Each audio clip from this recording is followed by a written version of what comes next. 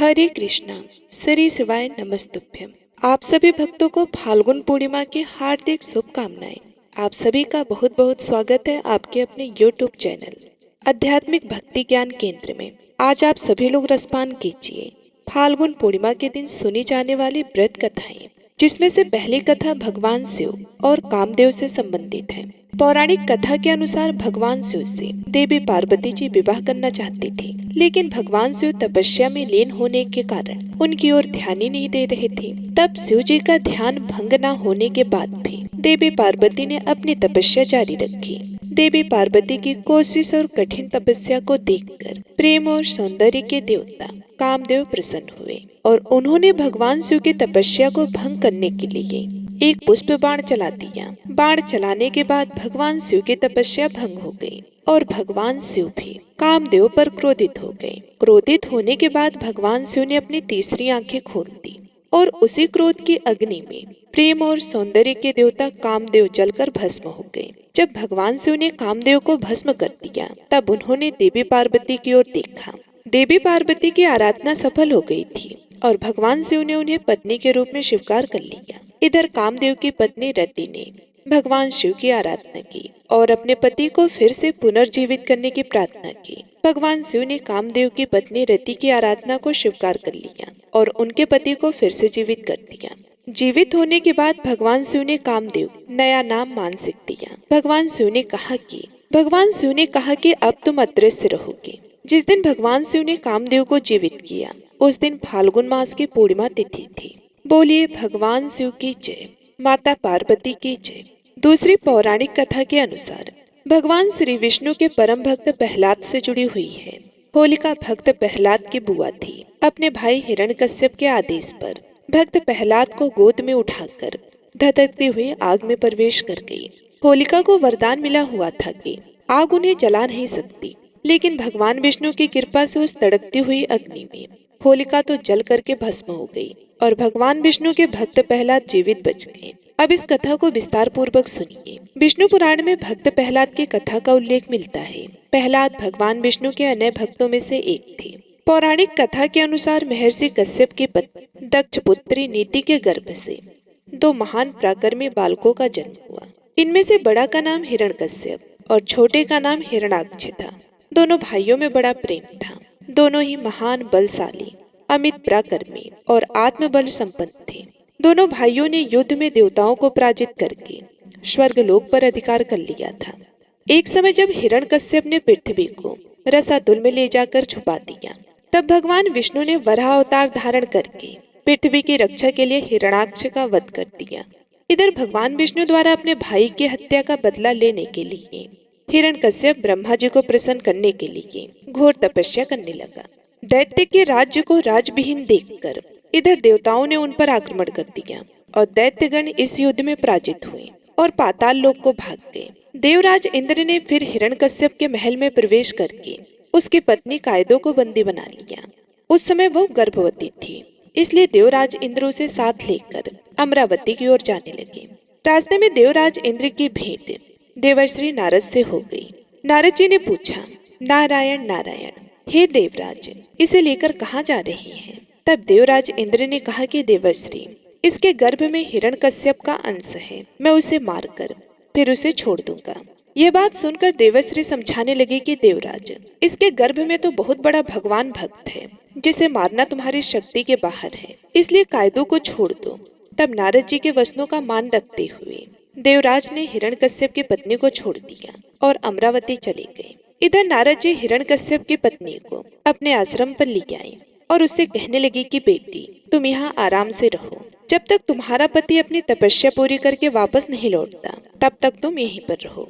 प्रिय भक्तों, अब हिरण्यकश्यप की पत्नी उस पवित्र आश्रम में नारद जी के सुंदर प्रवचनों का लाभ लेती हुई सुखपूर्वक रहने लगी, जिसके गर्भ में पल रहे शिशु पर भी गहरा प्रभाव पड़ा। समय होने पर हिरण्यकश्यप की पत्नी ने एक पुत्र को जन्म दिया, जिसका नाम प्रहलाद रखा गया। इधर हिरण्यकश्यप की तपस्या पूरी हुई और वह ब्रह्मा जी से मनचाहा वरदान लेकर वापस अपनी राजधानी चला गया।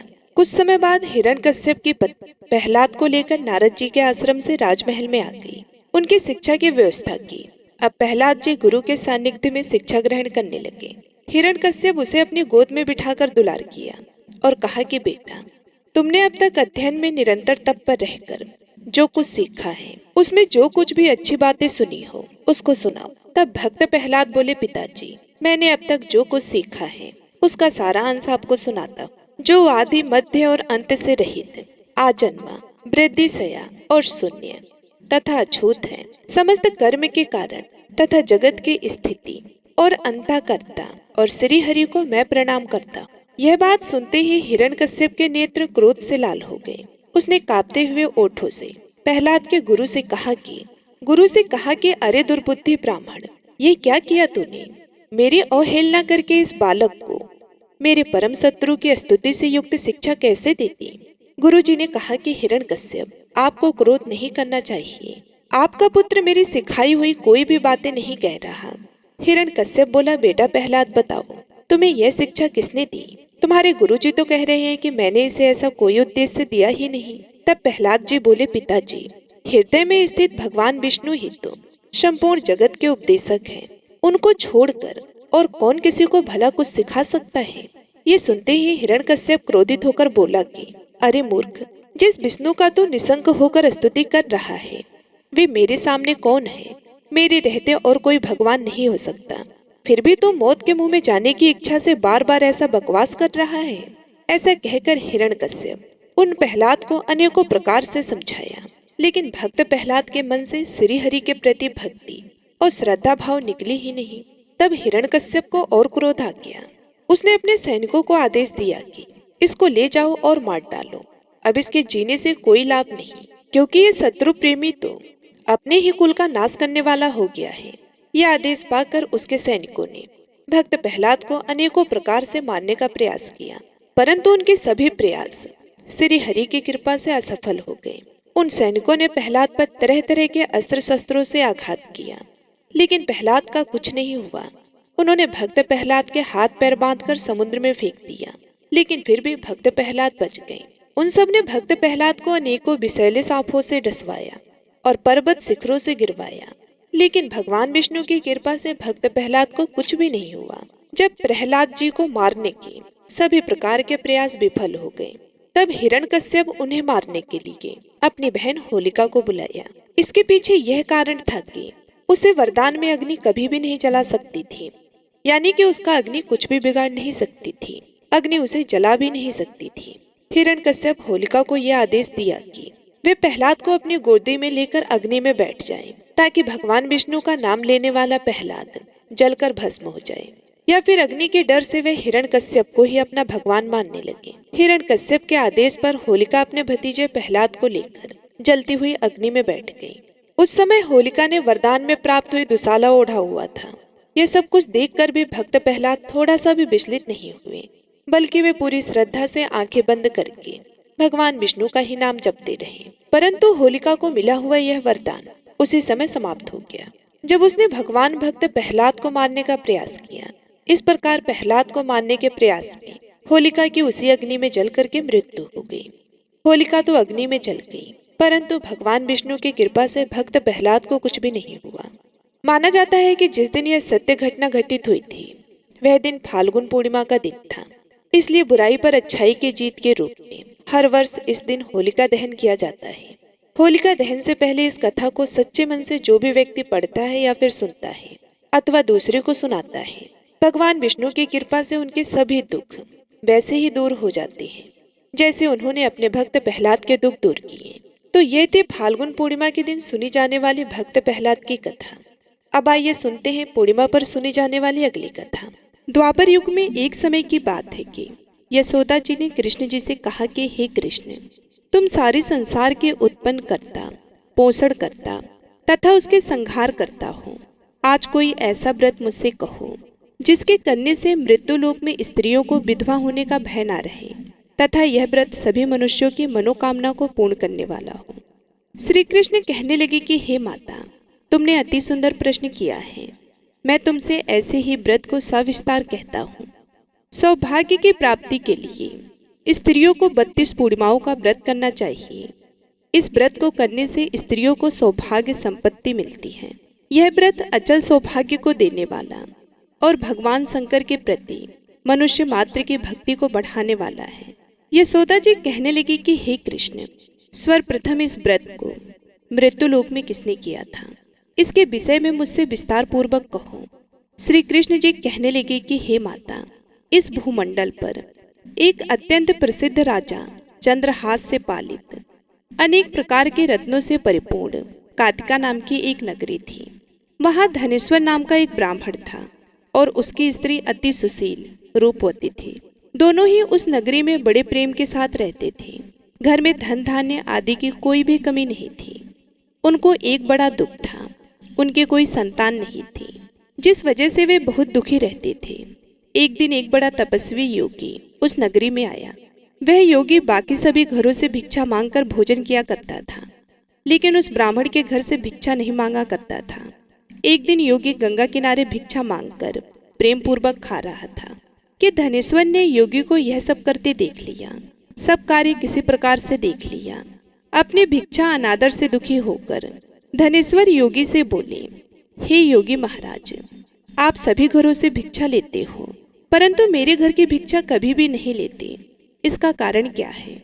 योगी कहने लगा कि आपके धर्म हमें इस बात की आज्ञा नहीं देता है, क्योंकि आप अभी ग्रस्त जीवन में एक सुख से वंचित हैं। आपके घर संतान सुख होने पर मैं आपके घर से भी भिक्षा स्वीकार कर लूंगा। उन्होंने कहा कि जिसे संतान नहीं है उसके घर से भिक्षा लेने से मेरे भी पतित हो जाने का भय है।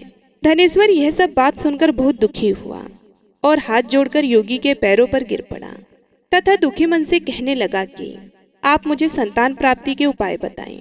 आप सर्वज्ञ हैं, मुझ पर अवश्य ही यह कृपा कीजिए।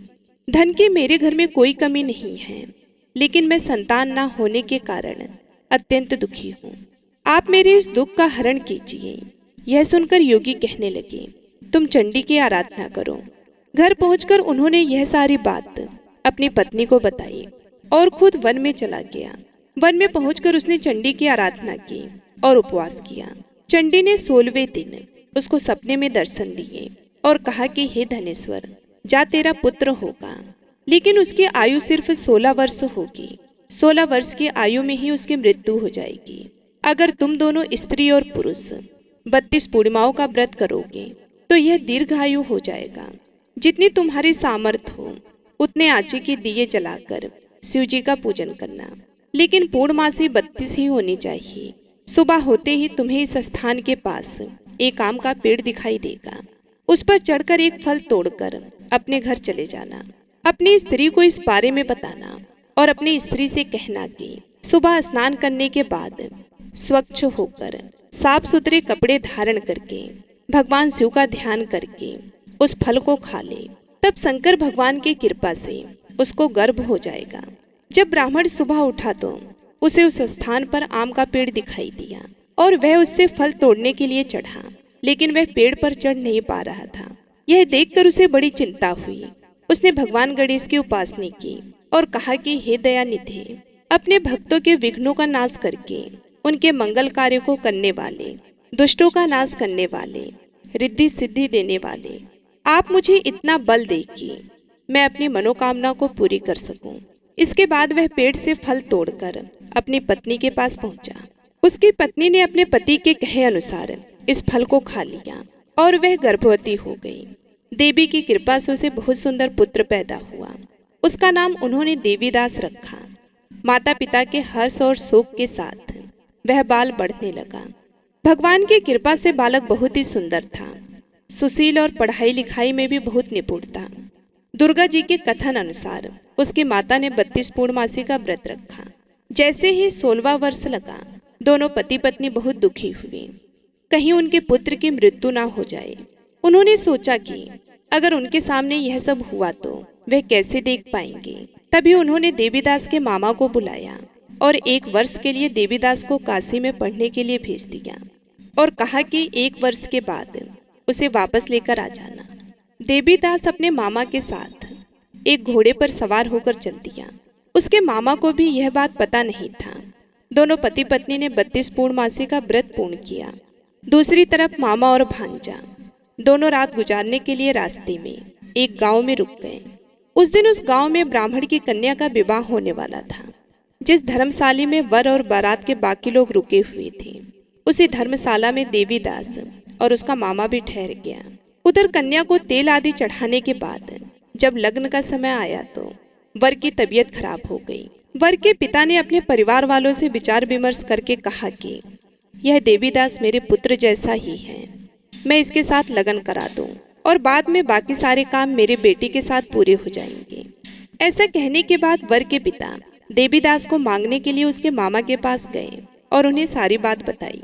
मामा ने कहा कि कन्यादान में जो कुछ भी मिलेगा वह हमें दे दिया जाए। वर के पिता ने बात स्वीकार कर ली। इसके बाद देवीदास का विवाह कन्या के साथ संपन्न हो गया। इसके बाद वह अपनी पत्नी के साथ भोजन ना कर सका और मन में विचार करने लगा कि ना जाने यह किसकी पत्नी होगी। यह सोचकर उसकी आंखों में आंसू आ गए। तब वधू ने पूछा कि क्या बात है, आप उदास क्यों हो? तब उसने सारी बातें पत्नी को बता दी। तब कन्या कहने लगी कि यह ब्रह्म विवाद के विपरीत है। आप ही मेरे पति हैं और मैं आपकी पत्नी ही रहूंगी, किसी अन्य की कभी नहीं। तब देवीदास ने कहा, ऐसा मत करिए, क्योंकि मेरी आयु बहुत कम है, मेरे बाद आपका क्या होगा। लेकिन उसकी पत्नी नहीं मानी और बोली, स्वामी आप भोजन कीजिए। दोनों रात में सोने के लिए चले गए।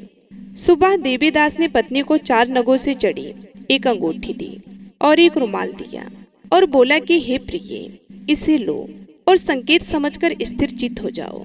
मेरा मरण और जीवन जानने के लिए एक पुष्प वाटिका बना लो, उसमें सुगंधी वाली एक नव मल्लिका लगा लो, उसको प्रतिदिन जल से सींचा करे और आनंद के साथ खेलो कूदो। जिस समय और जिस दिन मेरा प्राणांत होगा उस दिन यह फूल सूख जाएंगे। जब यह फिर से हरे हो जाएं, तो जान लेना मैं जीवित हूँ। यह समझाकर वह वहां से चला गया। इसके बाद जब वर और बाकी बाराती मंडप में आए तो कन्या ने उसे देखकर कहा कि यह मेरा पति नहीं है, मेरे पति वह हैं जिनके साथ रात में विवाह हुआ था। इनके साथ मेरा विवाह नहीं हुआ है। अगर यह वही है तो यह बताए कि मैंने इनको क्या दिया है, साथ ही कन्यादान के समय जो आभूषण मिले उन्हें दिखाएं। कन्या की यह सारी बातें सुनकर वह कहने लगा कि मैं यह सब नहीं जानता। इसके बाद सारे बाराती भी अपमानित होकर लौट गए। भगवान कृष्ण बोले, हे माता, इस प्रकार देवीदास काशी चला गया। कुछ समय जब बीत गया तो एक सर्प उसको डसने के लिए वहां आया, लेकिन वह उसको काट नहीं पाया, क्योंकि उसकी माता ने पहले ही 32 पूर्णिमा का व्रत कर लिया था। इसके बाद खुद काल वहां पहुंचा। भगवान की कृपा से तभी वहां माता पार्वती और भगवान गणेश आ गए। देवीदास को मूर्छित दशा में देखकर माता पार्वती ने भगवान शिव से प्रार्थना की कि महाराज, इस बालक की माता ने पहले ही 32 पूर्णिमा के व्रत कर लिए हैं, आप इसको प्राण दें। भगवान शिव ने माता पार्वती के कहने पर उसे प्राण दान दे दिया। उधर उसकी पत्नी उसके काल की प्रतीक्षा कर रही थी। उसकी पत्नी ने जाकर देखा कि पुष्प और पत्र दोनों ही नहीं हैं, तो उसको बहुत आश्चर्य हुआ। और जब उसने देखा कि पुष्प वाटिका फिर से हरी हो गई तो वह समझ गई कि उसका पति जिंदा हो गया है। इसके बाद वह बहुत ही प्रसन्न होकर अपने पिता से कहने लगी कि मेरे पति जीवित हैं, उनको ढूंढिए। जब 16वां वर्ष व्यतीत हो गया तो देवीदास भी अपने मामा के साथ काशी चल दिया। उधर उसकी पत्नी के परिवार वाले उन्हें ढूंढने के लिए जा ही रहे थे कि उन्होंने देखा कि देवीदास और उसका मामा इधर ही आ रहे थे। उसको देखकर उनके ससुर बहुत प्रसन्न हुए और उसे अपने घर ले गए। वहां सारा नगर इकट्ठा हो गया और कन्या ने भी उसे पहचान लिया। देवीदास ने इसके बाद अपनी पत्नी और मामा को लेकर वहां से चल दिया। उसके ससुर ने भी उसे बहुत सारा धन दहेज दिया। जब वह अपने घर की तरफ चल रहा था तो उसके माता पिता को लोगों ने खबर कर दी, तुम्हारा पुत्र देवीदास अपनी पत्नी और मामा के साथ आ रहा है। ऐसा समाचार सुनकर पहले तो उन्हें विश्वास नहीं हुआ, लेकिन जब देवीदास आया और उसने अपने माता पिता के पैर छुए तो देवीदास के माता पिता ने उनका माथा चूमा और दोनों को अपने सीने से लगा लिया। दोनों के आने की खुशी में धनेश्वर ने बहुत दान दक्षिणा ब्राह्मणों को दी। श्री कृष्ण जी कहने लगे कि इस तरह धनेश्वर को 32 पूर्णिमाओं के व्रत के प्रभाव से संतान प्राप्त हुई। जो स्त्रियां इस व्रत को करती हैं वे जन्म जन्मांतरों तक वैधों का दुख नहीं भोगती हैं और सदैव सौभाग्यवती रहती हैं। यह मेरा वचन है। यह व्रत संतान देने वाला और सभी मनोकामनाओं को पूर्ण करने वाला है। व्रत करने वाला चाहे स्त्री हो या पुरुष, भगवान शंकर की कृपा से संसार के सकल आनंद भोग कर अंत में आवागमन रहित होकर शिवलोक को प्राप्त होता है। तो प्रेम से बोलिए श्री लक्ष्मी नारायण भगवान की जय, उमा महेश्वर भगवान की जय। अब सुनिए पूर्णिमा व्रत की दूसरी कथा। पौराणिक कथा के अनुसार एक बार की बात है, किसी नगर में एक सेठ और सेठानी रहते थे। सेठानी प्रतिदिन श्री हरि भगवान विष्णु की पूरी श्रद्धा से पूजा अर्चना किया करती थी, लेकिन उसका पूजा करना उसके पति यानी सेठ को बिल्कुल भी पसंद नहीं था। इसी कारण सेठ ने एक दिन अपनी पत्नी को घर से निकाल दिया। घर से निकाले जाने के बाद सेठानी जंगल की तरफ निकल पड़ी। रास्ते में जाते समय सेठानी ने जंगल में 4 आदमी को देखा जो मिट्टी खोद रहे थे। तब सेठानी उन आदमी के पास गई और उन लोगों से कहा, कृपया आप मुझे किसी काम पर रख लें। इसके बाद चारों आदमी ने सेठानी को नौकरी पर रख लिया। सेठानी के हाथ पांव बहुत ही कोमल थे, इस वजह से काम करते करते उसके हाथ पर छाले पड़ गए। सेठानी के हाथों को देखकर चारों आदमी ने कहा कि तुम यह काम छोड़ दो, तुम किसी अच्छे घर खानदान की लगती हो, इसकी जगह तुम हमारे घर के काम में हाथ बटा दो। सेठानी इस काम के लिए राजी हो गई। फिर वे चारों आदमी सेठानी को अपने घर ले गए। वे चारों आदमी हर दिन 4 मुट्ठी चावल लाते थे और आपस में बांटकर उसे खा लेते थे। यह देखकर सेठानी को बहुत बुरा लगा। अगले दिन सेठानी ने चारों से कहा, सुनो भाई, तुम लोग कल से 4 मुट्ठी की जगह 8 मुट्ठी चावल लेकर आना। सेठानी के कहे अनुसार चारों आदमी अगले दिन 8 मुट्ठी चावल लेकर आए। उस चावल को सेठानी ने पकाकर सबसे पहले भगवान विष्णु को भोग लगाया और फिर चारों आदमी को परोसा। जब चारों आदमी ने उस भोग लगाए भोजन को खाया तो उन लोगों को बहुत स्वादिष्ट लगा। उन्होंने सेठानी से कहा कि बहन, आज जो तुमने खाना बनाया है वह बेहद ही स्वादिष्ट है। इस पर सेठानी ने कहा, यह भोजन भगवान विष्णु का जूठा है, इसी वजह से आप लोगों को यह बहुत स्वादिष्ट लग रहा है। उधर सेठानी के जाने के बाद से सेठ भूखा रहने लगा। आस पड़ोस के लोग उसे देखकर ताने भी मारते थे कि यह आदमी सिर्फ अपनी पत्नी की वजह से ही भोजन किया करता था। ऐसा बार बार सुनने के बाद सेठ एक दिन अपनी पत्नी की तलाश में जंगल की तरफ निकल पड़ा। रास्ते में सेठ को मिट्टी खोदते हुए वही चारों आदमी दिखाई दिए। उसे देखकर सेठ ने कहा, सुनो भाई, क्या तुम मुझे काम पर रख सकते हो? तब चारों आदमी ने उसे काम पर रख लिया, किंतु मिट्टी खोदने से सेठ के हाथों में भी छाले पड़ने लगे, यहाँ तक कि उनके बाल भी उड़ गए। यह देखकर चारों आदमी को सेठ पर दया आ गई और उसने कहा, सुनो भाई, तुम इस काम को छोड़ दो, तुम किसी अच्छे घर के लगते हो, तुम हमारे घर चलो, वहाँ कुछ कामों में हाथ बटा लेना। सेठ ने उन चारों की बातें मान ली और वह उनके साथ उनके घर चले गए। घर पहुँचने के बाद सेठ ने जैसे ही सेठानी को देखा वह पहचान गए, लेकिन सेठानी घूंघट में थी और सेठ के चेहरे को नहीं देख पाई। इसी वजह से वह अपने पति को नहीं पहचान पाई। हर दिन की तरह इस दिन भी सेठानी ने भोजन बनाकर विष्णु भगवान को भोग लगाया और सभी को खाना परोसने लगी। जैसे ही सेठानी सेठ को भोजन देने लगी, तब स्वयं भगवान विष्णु ने सेठानी का हाथ पकड़ लिया और कहा कि यह तुम क्या कर रही हो? यह सुनकर सेठानी ने कहा, मैं कुछ नहीं कर रही हूँ, मैं तो बस भोजन दे रही हूँ। भगवान विष्णु ने उसका हाथ पकड़ लिया। तब सेठानी ने चारों आदमी से कहा, हमें भी भगवान के दर्शन कराओ। इसके बाद सेठानी हाथ जोड़कर भगवान विष्णु से अनुरोध करने लगी कि हे प्रभु, आप मेरी तरह इन्हें भी दर्शन दे। तब भगवान विष्णु वहां प्रकट हो गए। इस दृश्य को देखते ही सेठ ने सेठानी से क्षमा मांगी और उसे अपने घर साथ चलने को कहा। फिर चारों भाइयों ने बहुत सारा धन देकर अपनी बहन को विदा किया। इस घटना के बाद से सेठ भी भगवान विष्णु के भक्त बन गए और उनकी श्रद्धा पूर्वक पूजा करने लगे। ऐसा करने से सेठ सेठानी के घर फिर से धन की वर्षा होने लगी। मान्यता है कि पूर्णिमा का व्रत रखकर इस कथा को सुनने से भगवान श्री विष्णु जी की कृपा से सभी के घर धन धान्य से भर जाते हैं और सभी के दुख दूर होते हैं। तो प्रेम से बोलिए भगवान श्री विष्णु की जय। अब सुनिए विष्णु भगवान की आरती। ओम जय जगदीश हरे स्वामी, जय जगदीश हरे, भक्ति जनों के संकट छड़ में दूर करे। ओम जय जगदीश हरे, जो धावे फल पावे, दुख बिन से मन का स्वामी, दुख बिन से मन का सुख संपत्ति घर आवे। सुख संपत्ति घर आवे, कष्ट मिटे तन का। ओम जय जगदीश हरे। माते पिता तुम मेरे, शरण गहूँ किसकी। तुम बिन और न दूजा, प्रभु बिन और न दूजा। आस करो जिसकी। ओम जय जगदीश हरे। तुम पूर्ण परमात्मा, तुम अंतर्यामी। प्रभु तुम अंतर्यामी।